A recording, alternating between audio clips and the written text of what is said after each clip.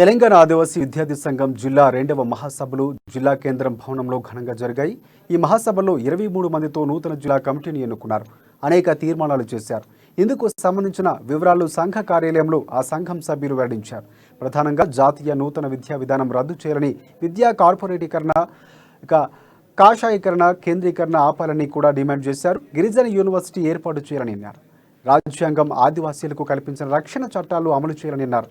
అడవులు ప్రైవేటీకరణ చేసే నూతన ఫారెస్ట్ విధానం రద్దు చేయాలన్నారు. ఖాళీగా ఉన్న టీచర్, హెడ్ మాస్టర్, లెక్చరర్ పోస్టులను భర్తీ చేయాలని అన్నారు. ఏజెన్సీ టీఈఓను నియమించాలని కోరారు. ఇక పెండింగ్లో ఉన్న బెస్ కాస్టోటికో బిల్స్ను కూడా విడుదల చేయాలని అన్నారు. జిల్లా కార్యదర్శిగా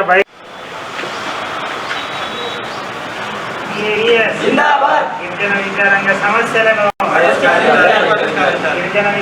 సమస్యలను గిరిజన యూనివర్సిటీని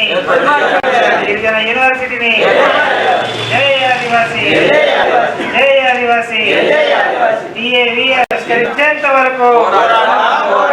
పరిష్కరించేంత వరకు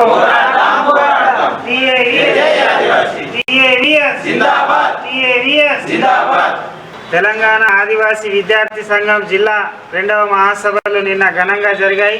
ఈ మహాసభల్లో జిల్లా నూతన కమిటీని ఎన్నుకోవడం అనేది జరిగింది. జిల్లా అధ్యక్షులుగా తుమ్రం ఈశ్వర్, జిల్లా కార్యదర్శిగా బైరి సోమేష్, ఉపాధ్యక్షులుగా ఆడ అర్జున్, అట్లాగే జుగ్నాక్ సంతోష్, కనక సంతోష్, పుష్పలత, అట్లాగే మిగతా 23 మందితోటి కమిటీ ఎన్నుకోవడం అనేది జరిగింది.